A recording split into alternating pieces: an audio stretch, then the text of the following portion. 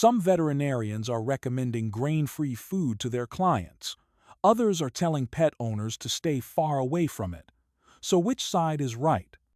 The grain-free debate has literally split the veterinary community down the middle, and pet owners are caught in the crossfire with no idea who to trust.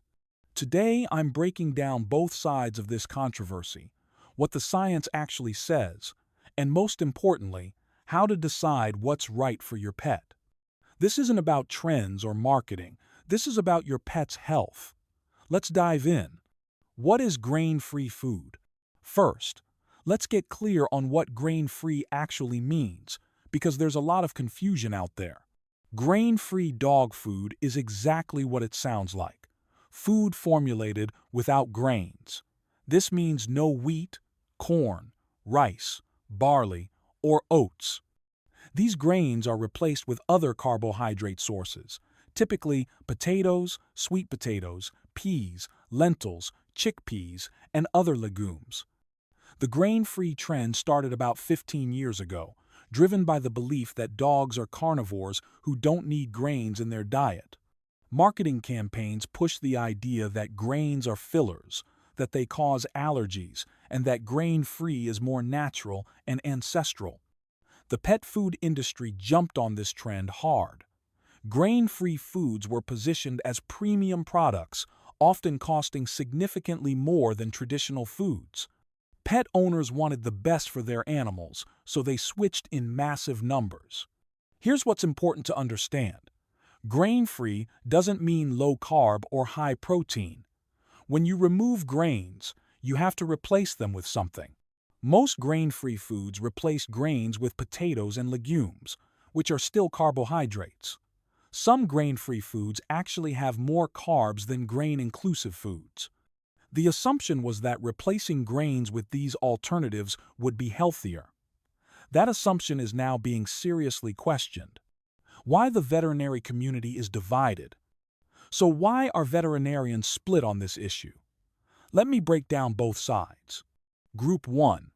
The pro-grain-free veterinarians focus on food allergies and sensitivities. Their argument goes like this. Some dogs do have genuine allergies to specific grains, particularly wheat and corn. For these animals, grain-free diets can resolve skin issues, digestive problems, and chronic ear infections. They point to clinical cases where switching to grain-free food eliminated symptoms that hadn't responded to other treatments. These vets see grain-free as a legitimate therapeutic option for specific patients. They also argue that dogs are primarily carnivorous, though more omnivorous than their wolf ancestors. While dogs don't have a biological requirement for grains, they can digest them. If a dog thrives on a grain-free diet with no issues, why not continue? Now, Group 2, the anti-grain-free veterinarians, are focused on a serious concern, dilated cardiomyopathy, or DCM, a potentially fatal heart disease. Their argument centers on FDA investigations that began in 2018. The FDA started receiving reports of dogs developing DCM who were eating grain-free diets, particularly those high in peas, lentils, and other legumes. What made this alarming was that many affected dogs were breeds not typically prone to DCM. These veterinarians point out that correlation doesn't prove causation, but the pattern is concerning enough to warrant caution. They argue that we're essentially experimenting on pets with these relatively new formulations. They also emphasize that true grain allergies are actually quite rare. Most food allergies in dogs are to proteins like beef, chicken, or dairy, not grains. Removing grains often doesn't address the actual problem. Here's where it gets nuanced, and this is critical. The issue isn't necessarily the absence of grains. The issue is what replaced the grains. High levels of peas, lentils, and potatoes may be interfering with taurine metabolism or absorption, which is essential for heart health. Both sides have valid points based on different evidence and clinical experiences. That's why this debate continues. What does the science say? Let's look at what the actual research tells us, because this is where we need to be really careful and honest. In 2018, the FDA began investigating potential links between grain-free diets, particularly those high in peas, lentils, and potatoes, and cases of DCM in dogs. Between 2014 and 2019, they received over 1,100 reports of DCM, with the majority of dogs eating grain-free food. Here's what's important. The FDA has not concluded that grain-free food causes DCM. They've identified a potential association that requires further investigation. This is a crucial distinction. Association is not causation. Many dogs eating grain-free food are perfectly healthy, the vast majority, in fact. But the number of DCM cases in breeds not typically affected was unusual enough to raise red flags. Research is ongoing, but here's what scientists suspect might be happening. Legumes like peas and lentils may interfere with taurine, an amino acid essential for heart function. Dogs can usually synthesize taurine from other amino acids, but something about these high legume diets might be disrupting that process. Another theory is that these diets have unbalanced amino acid profiles that affect heart health in ways we don't fully understand yet. The quality and digestibility of proteins in these foods might be factors. Some grain-free foods have responded by adding supplemental taurine, but it's not clear if that fully addresses the problem. The issue might be more complex than simple taurine deficiency. Here's the honest truth. We need more research. The science isn't settled. We don't have definitive answers about mechanism or which specific ingredients or combinations are problematic. What we do know is this. There are enough concerning cases that the cardiology community is taking this seriously. The risk might be small, but it's not zero.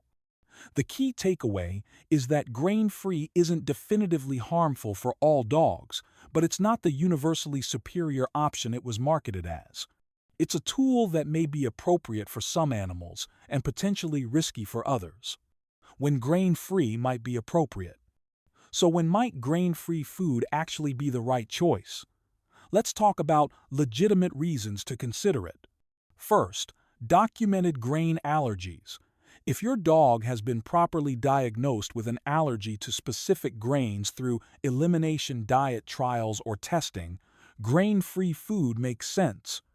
But, and this is important, true grain allergies are relatively rare.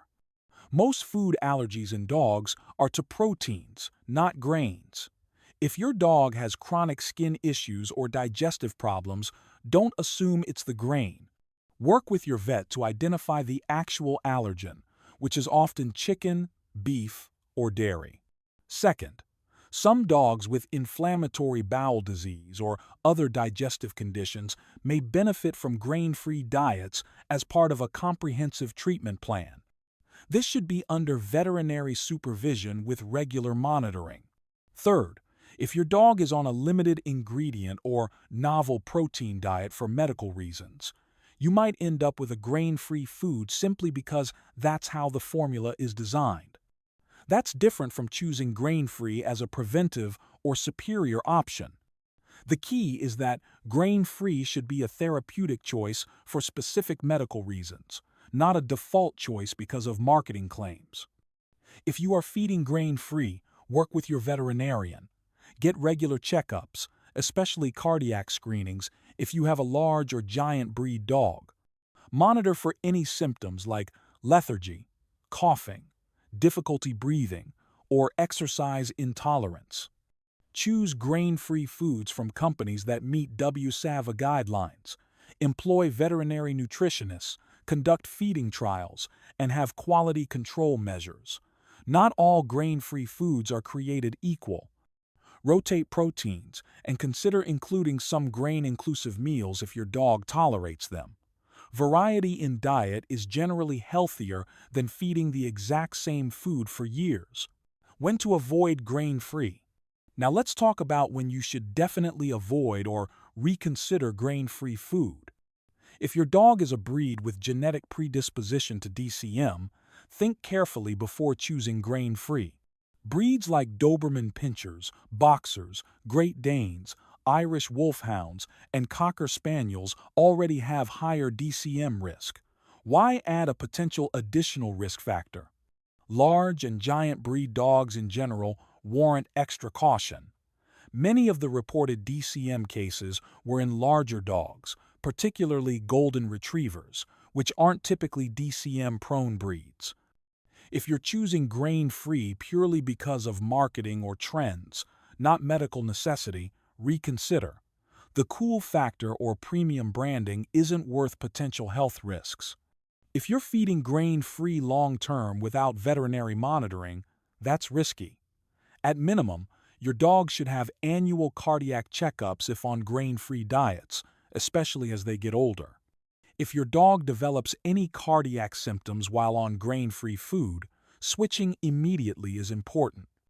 Symptoms include decreased energy, exercise intolerance, coughing, difficulty breathing, or fainting.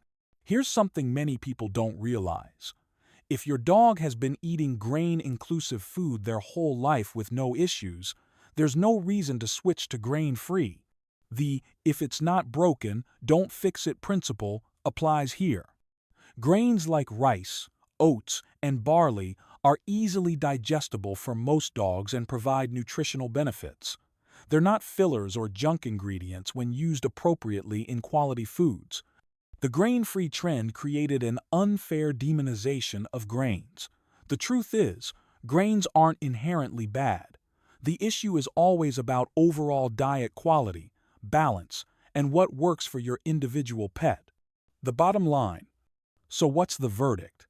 Is grain-free healthier for dogs? The answer is, it depends completely on your individual dog. Grain-free food isn't a miracle solution. It doesn't automatically mean better quality, more natural, or healthier. It's simply food without grains, and those grains are replaced with other ingredients that come with their own considerations. It's also not poison. Many dogs eat grain-free diets with no problems whatsoever. The risk appears to be real but affects a subset of dogs, and we don't fully understand why yet. The problem with the grain-free trend was the one-size-fits-all marketing. Every dog is different. What works beautifully for one dog might be problematic for another. Here's my professional recommendation. Don't choose food based on what's trendy or what's marketed as premium. Choose based on your dog's individual needs, health status, and how they respond to the food. If your dog has a medical reason for grain-free, fine. Feed it under veterinary supervision with appropriate monitoring.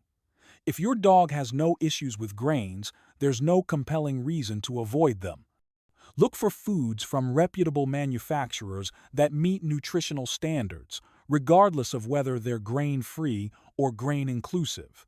Quality matters far more than the presence or absence of grains.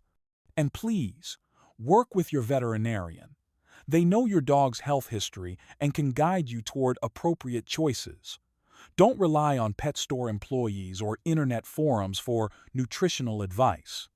The grain-free debate perfectly illustrates why dog nutrition is so complicated. There are rarely simple answers, and what's right for one dog may not be right for another. The key is staying informed, working with professionals, and paying attention to how your individual dog responds to their diet. That's more valuable than any trend or marketing claim. Thanks for watching Inside Pet Health. Hit that subscribe button and turn on notifications so you never miss our content. This is exactly the kind of controversial topic we love diving into with evidence and balance. Drop a comment and tell me, what did your veterinarian recommend about grain-free food for your dog? Are you feeding grain-free or grain-inclusive? Has your dog had any issues? I genuinely want to hear your experiences because real-world feedback matters. Share this video with other dog owners who are confused about this topic. We need more nuanced conversations and less fear-mongering on both sides. Until next time, feed your dogs well and question everything. See you in the next video. Bye.